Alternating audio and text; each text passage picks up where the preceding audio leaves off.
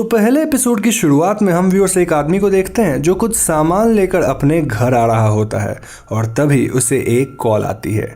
इस कॉल पे कोई औरत इस आदमी से कहती है कि रेंडल लॉक अब मर चुके हैं, जिसको सुनकर वो आदमी कहता है कि उसे पता है कि उसे एग्जैक्टली क्या करना है।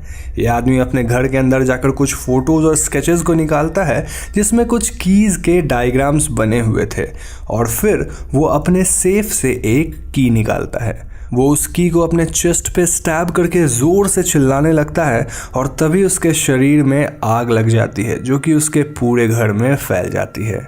यहाँ सीन चेंज होकर एक औरत पे फोकस करती है जो कि अपने 3 बच्चों के साथ कार में कहीं जा रही थी और इस सीन से ऐसा लगता है मानो ये 3 बच्चे इस जर्नी से खुश नहीं थे। इस औरत का नाम नीना था और उसके बच्चों का नाम टाइलर, किंजी और बोडी था। ये सब सियाटल से मैथिसन अपने फैमिली होम को शिफ्ट कर रहे थे जिसका नाम की हाउस था।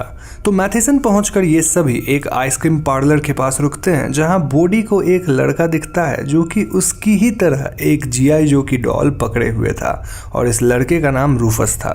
सभी बच्चे और नीना पार्लर से आइसक्रीम लेते हैं पर जब नीना पेमेंट करने जाती है तो दुकानदार पैसे लेने से इनकार करता है।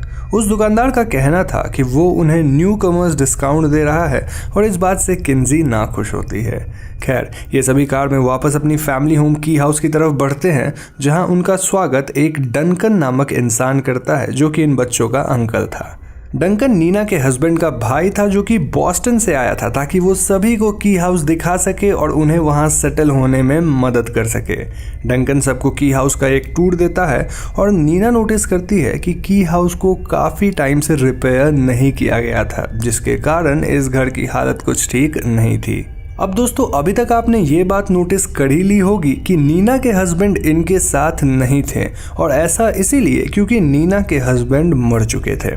जी हाँ दोस्तों, यहाँ हमें एक फ्लैशबैक सीन दिखाया जाता है जहाँ नीना के हस्बैंड रेंडल को सैम नामक लड़का शूट कर दिया था और शूट करने से पहले वो रेंडल से की हाउस के बारे में पूछ रहा था।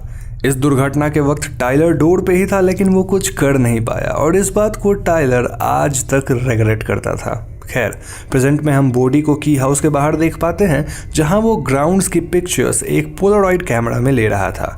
बॉडी एक बिल्डिंग के पास पहुंचता है जो कि लॉक्ड थी लेकिन वो बार्स के बीच में से घुस जाता है और अंदर उसे एक कुआं दिखता है।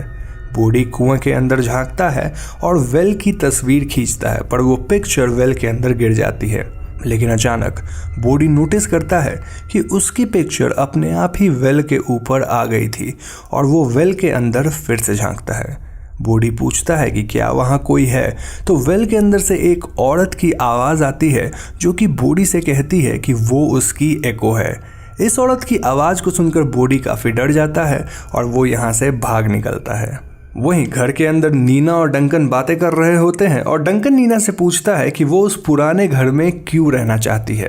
तो इस पे नीना कहती है कि उसे एक प्रोजेक्ट चाहिए जिससे वो बिजी रह सके और बच्चों को एक घर चाहिए ताकि वो अपने डैड की मौत को भुला सके।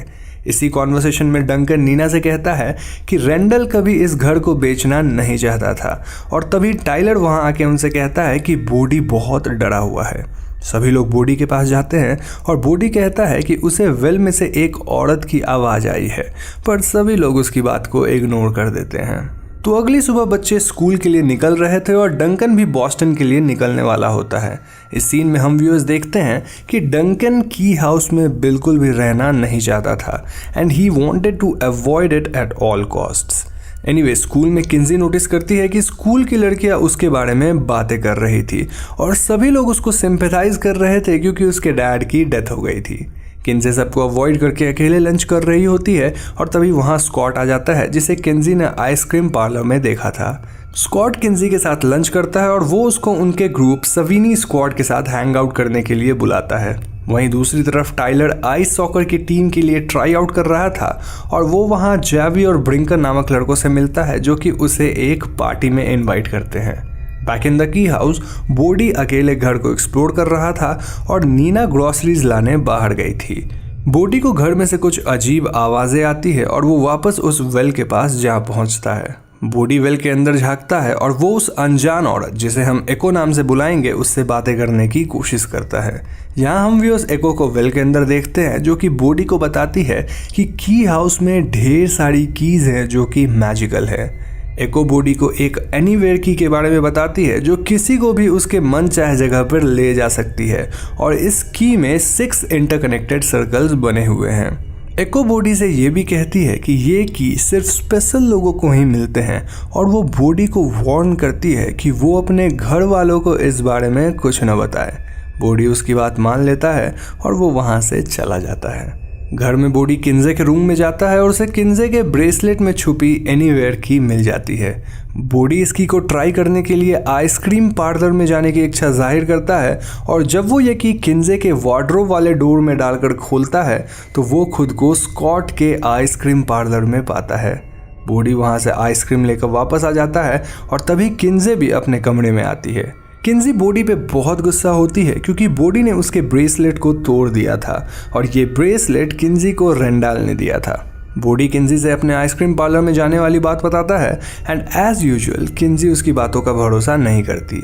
अपनी बात को प्रूव करने के लिए बॉडी किन्जी को एनीवेयर की मदद से एफएल टावर पे ले जाने की कोशिश करता है लेकिन इस बार ये की काम नहीं करती। किन्जी बॉडी को अपने रूम से निकाल देती है और वो कहती है कि बॉडी इज डिल्यूजनल। खैर अगले सीन में हम बॉडी को किचन में देखते हैं जहां उसे फिर से कुछ अजीब विस्पर्स आते हैं और जब बॉडी सिंक के अंदर अपना हाथ डालकर देखता है तो उसे एक और की मिलती है जिसमें 2 फेसेस और एक मिरर बना हुआ था। बॉडी इस की के साथ वेल के पास जाता है और वो एको से इस की के बारे में पूछता है। बॉडी एको से कहता है कि उसे एनीवेयर की मिल चुकी है लेकिन जब उसने किन्जी को एनीवेयर की मैजिकल पावर्स दिखाने की कोशिश करी तो वो काम नहीं आया। इसके जवाब में एको बॉडी से कहती है कि एनीवेयर की सिर्फ डोर्स होने पे ही काम करते हैं और अगर उसे कोई जगह जाना है तो उस जगह पे भी डोर्स होनी चाहिए जिसे बॉडी देख रखा हो। इसी कॉन्वर्सेशन के दौरान बॉडी एको से अपनी पिता की मौत के बारे में बात करता है और एको कहती है कि बॉडी का लक अच्छा है क्योंकि बॉडी को किचन में जो की मिली है उससे वो डेड लोगों को देख सकता है। एको बॉडी से कहती है कि वो जाके इस की को अपने मॉम को दिखाए ताकि दोनों रेंडल से मिल सके। बॉडी एको को थैंक्स बोलता है और वो वहाँ से चला जाता है।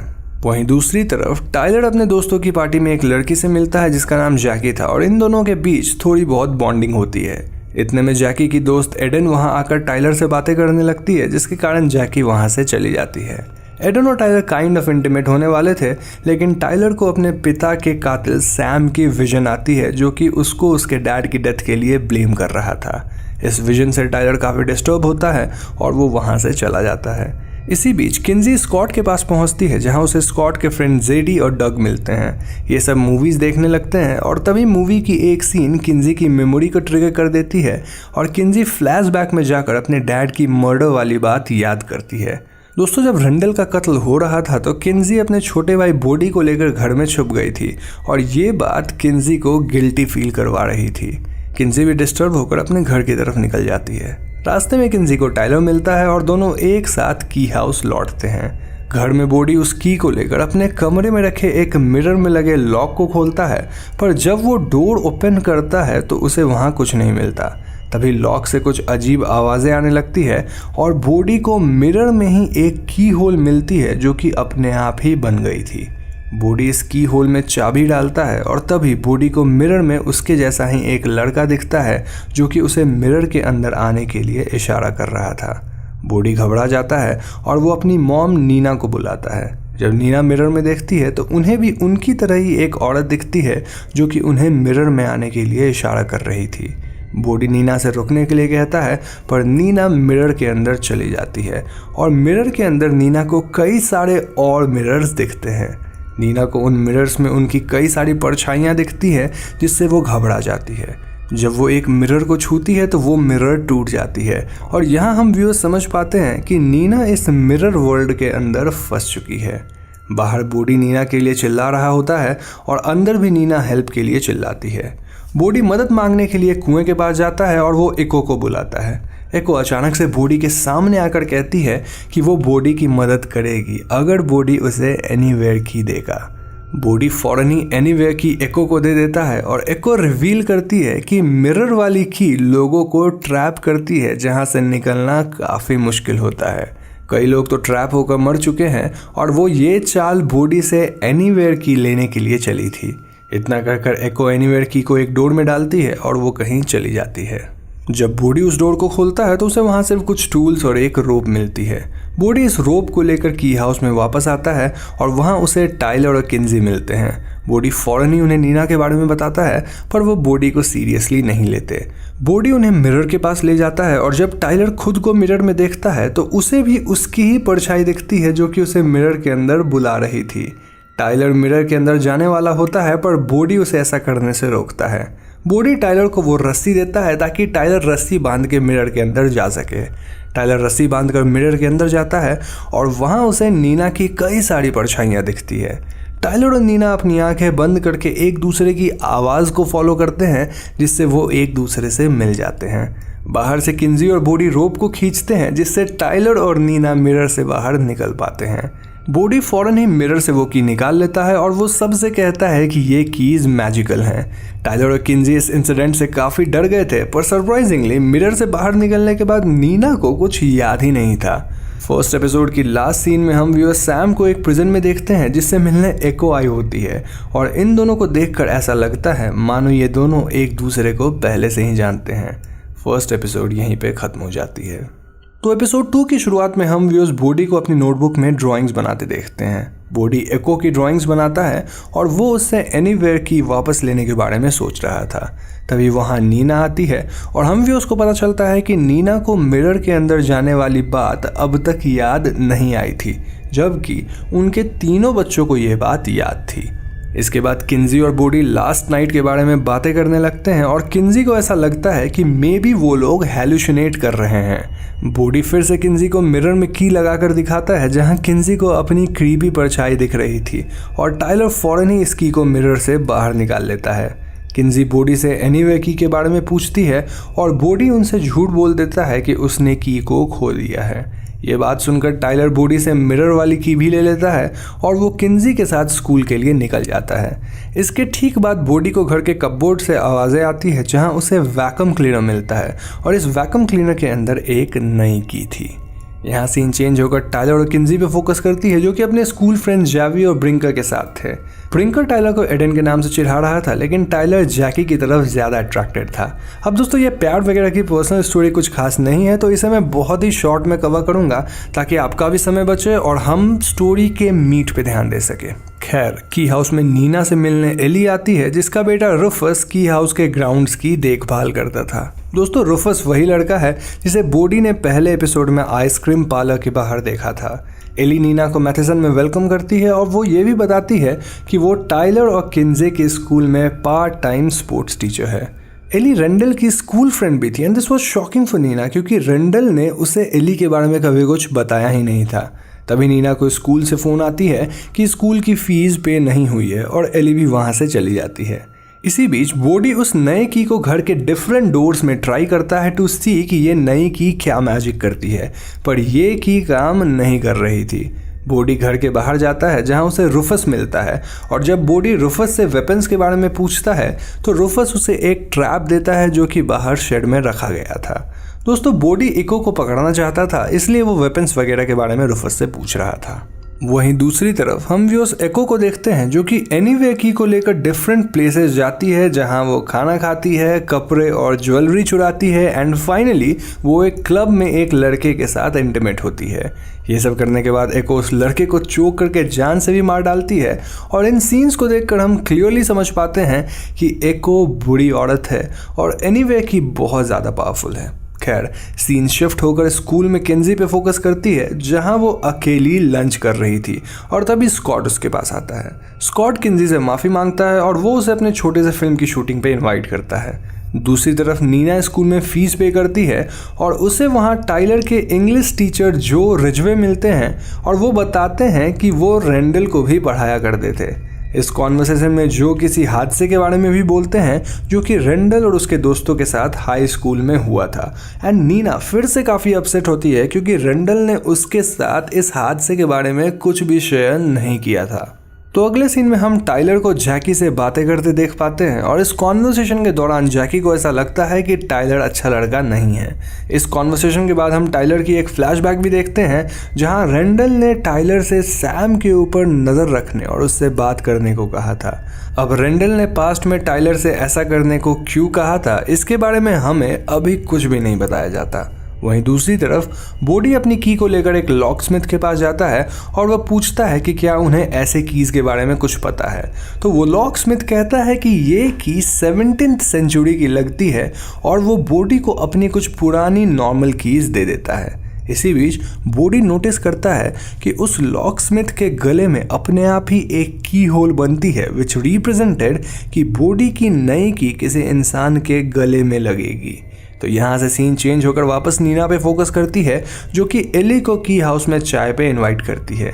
नीना एली से रेंडल और उसके दोस्तों के साथ हुई ट्रेजेडी के बारे में पूछती है जिसका जिक्र जोई ने किया था।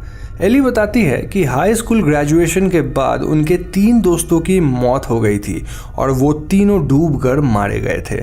इन तीनों दोस्तों में से एक लूकस भी था जो कि एली का हाई स्कूल बॉयफ्रेंड और रेंडल का बेस्ट फ्रेंड हुआ करता था। एली नीना से कहती है कि क्योंकि ये मेमोरी बहुत पेनफुल थी इसीलिए शायद रेंडल ने कभी इसके बारे में नीना को नहीं बताया होगा।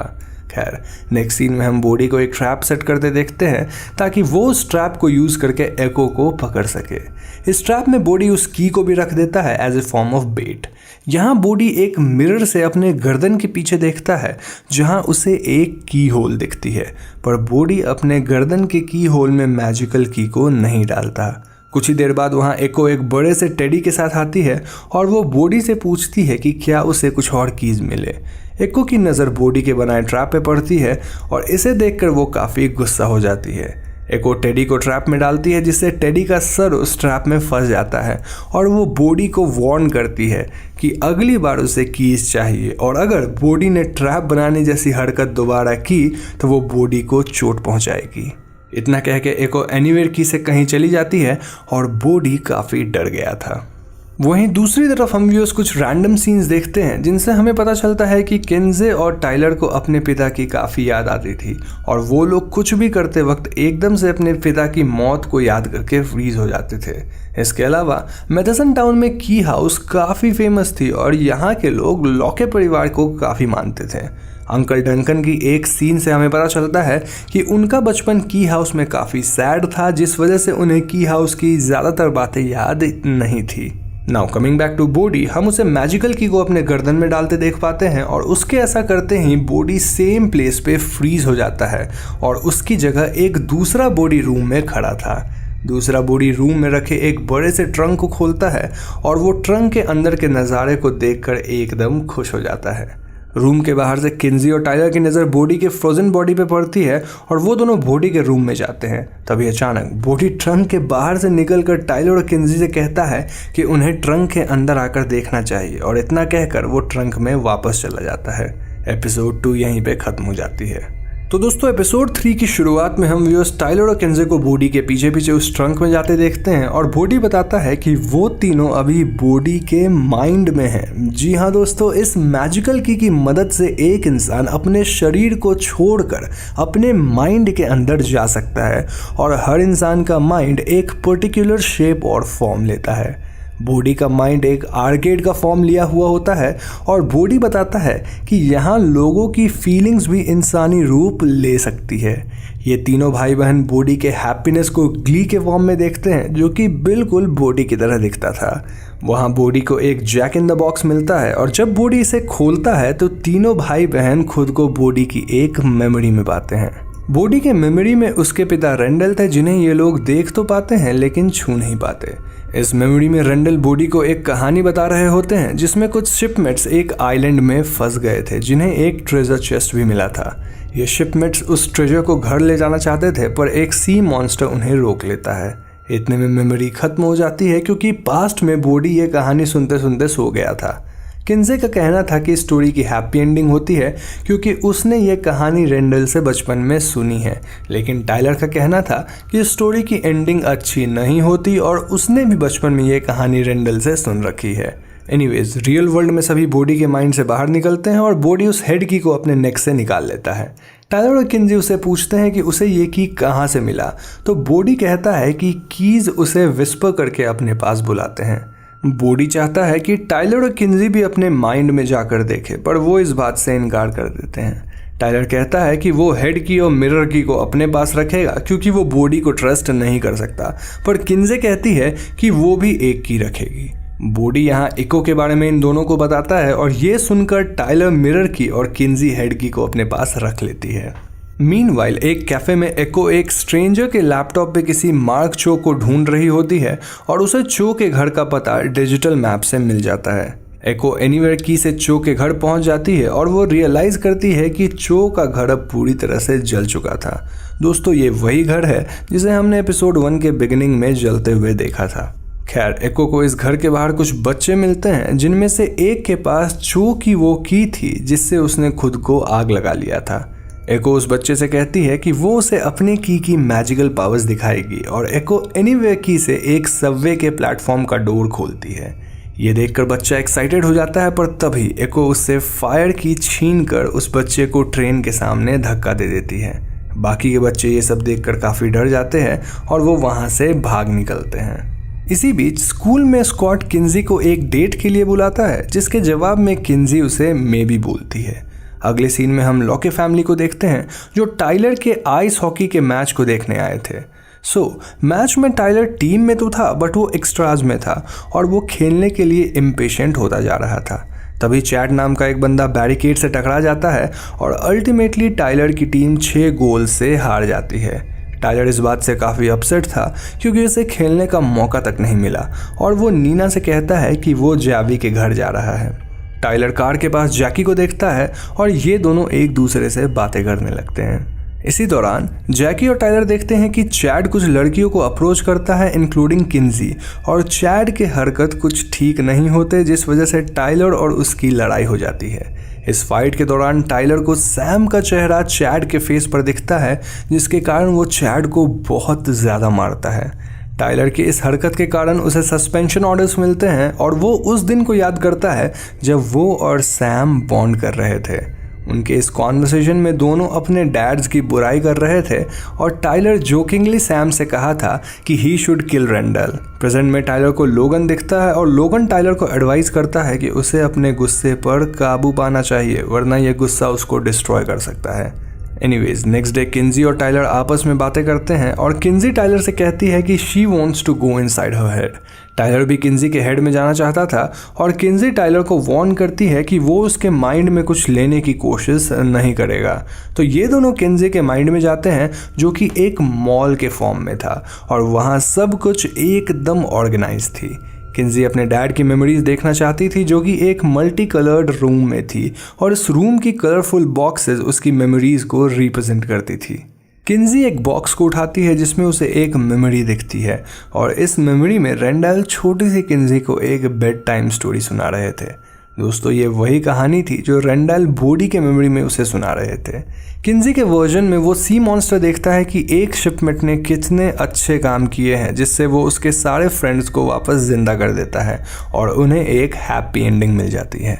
इस मेमोरी में छोटा टाइलर छोटी किंजी को उसका टॉय देता है और ये सीन सजेस्ट करता है कि टाइलर पहले कितना केयरिंग हुआ करता था। इसी बीच किंजी डिस्ट्रैक्ट हो जाती है और वो टाइलर और खुद को उसकी एक मेमोरी में ले जाती है जहां टाइलर चैड को मार रहा था। यहाँ किंजी और टाइलर को एक मॉन्स्टर दिखता है जो कि किंजी के फियर का एक ह्यूमन फॉर्म था। टाइलर और किंजी वहाँ से भाग जाते हैं और वो खुद को किंजी की एक और मेमोरी में पाते हैं।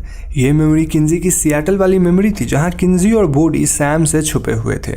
किंजी गिल्ट महसूस करती है क्योंकि उसने अपने डैड को बचाने की कोशिश नहीं की थी और तभी अचानक से किंजी का फियर एक मॉन्स्टर के रूप में आकर टाइलर पे अटैक कर देता है। किंजी एक फायर पोकर से इस मॉन्स्टर को मार डालती है और दोनों भाई बहन रियल वर्ल्ड में वापस आ जाते हैं।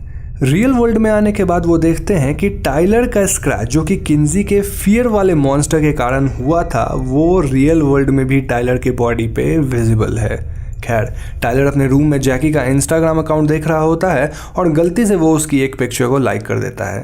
तभी टाइलर को उसके वर्जन वाली रेंडल की नाइटमेयर स्टोरी याद आती है, जिसमें स्टोरी के एंड में सिर्फ एक शिपमेट बच पाया था और वो शिपमेट हमेशा के लिए गिल्ट रिडन हो गया था क्योंकि उसके बाकी सभी फ्रेंड्स मर गए थे।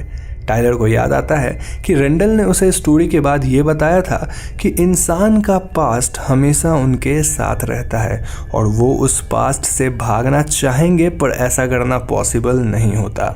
तो यहाँ सीन चेंज होकर नीना पे फोकस करती है, जो कि एली के साथ एक इटालियन रेस्टोरेंट में थी। नीना एली को अपनी प्रॉब्लम्स के बारे में बताती है और इन बातों के दौरान नीना कहती है कि बोडी ने एक इमेजिनरी फ्रेंड बना लिया है जो कि उसे वेल हाउस में मिली थी। इस बात को सुनकर एली एकदम चौंक जाती है और हम ये समझ पाते हैं कि एली को उस वेल हाउस वाली औरत के बारे में कुछ तो ज़रूर पता है।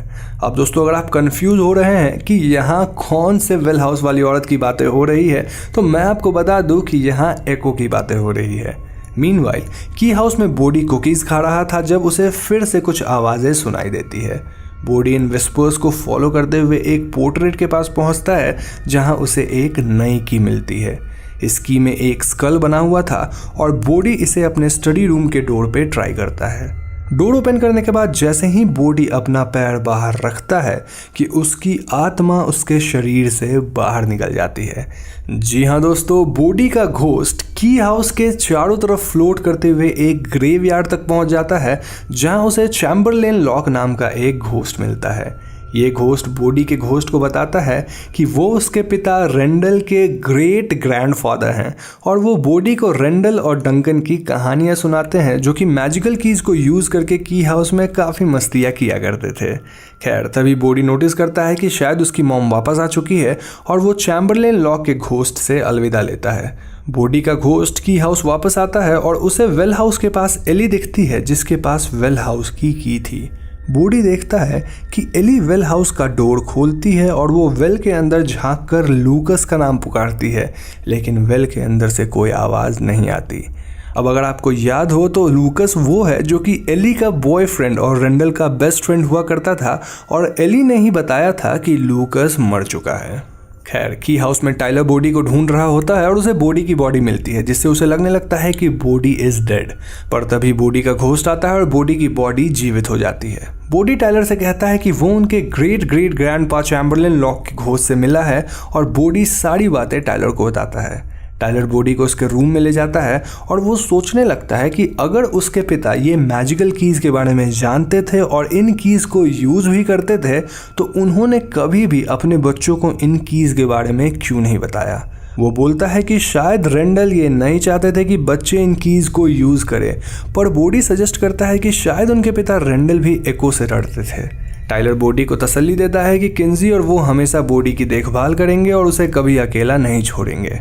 दूसरी तरफ किंजे अपने रूम में समर प्रोग्राम के लिए बाईसाइकिल के स्केचेस को शॉर्टलिस्ट कर रही होती है और तभी वहाँ नीना आती है। नीना किंजे को सजेस्ट करती है कि उसे दोस्तों के साथ बाहर जाना चाहिए और किंजी नीना को स्कॉट के इनविटेशन के बारे में बताती है। किंजी नीना से कहती है कि वो किसी को हर्ट या डिसअपॉइंट नहीं करना चाहती, इसीलिए वो स्कॉट के साथ डेट पे नहीं जाना चाहती। तो नीना उसे अश्योर करती है कि किंजी कभी भी किसी को डिसअपॉइंट नहीं कर सकती। जब किंजी बैंड परफॉर्मेंस के वेन्यू पे पहुंचती है तो वो स्कॉट को उसका इंतज़ार करते देखती है, पर वो वापस की हाउस आ जाती है टू यूज़ द हेड की। किंजी हेड की को यूज़ करके अपने फियर वाले मॉन्स्टर को पाती है और वो इस मॉन्स्टर को जंगल में ले जाकर मार डालती है। यहाँ हम व्यूअर्स एको को देख पाते हैं जो कि किंजी पे छुप कर नज़र रख रही थी। इसी बीच नीना रेंडल के पुराने सामान को देख रही होती है जहाँ उसे एक स्कूल ईयर बुक मिलता है और वो इस ईयर बुक में कुछ ओमेगा के साइंस और ड्राइंग्स को देखती है विच डिस्टर्ब्स हर, क्योंकि नीना ने सैम के रिस्ट पे एक ओमेगा टैटू देखा था।